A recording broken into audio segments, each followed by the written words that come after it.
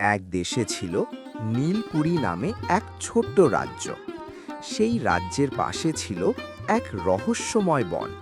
নাম তার স্বপ্নবন। সবাই বলতো যে একবার এই বনে ঢোকে সে আর ফিরে আসতে পারে না।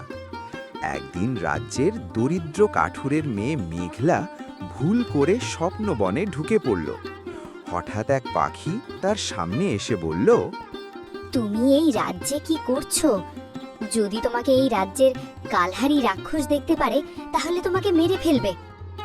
আমাকে মেরে ফেলবে কেন? এই রাজ্যে যদি কোনো মানুষ ঢুকে পড়ে তাহলে কালহারি রাক্ষস তাদেরকে গিলে খেয়ে ফেলে। আমি এই রাজ্য থেকে কিভাবে বের হব? এই জঙ্গলে একটা সাধু বাবা আছে, তুমি তার কাছে যাও।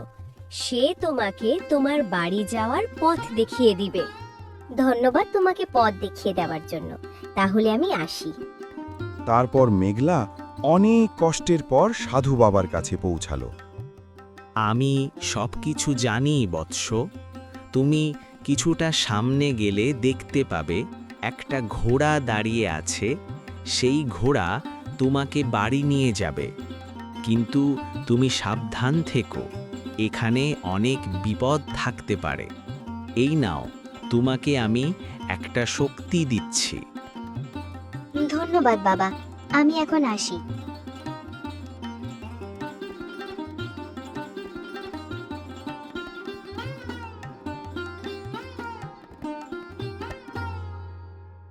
তারপর মেঘলা অনেকক্ষণ হাঁটার পর সেই ঘোড়ার কাছে পৌঁছালো।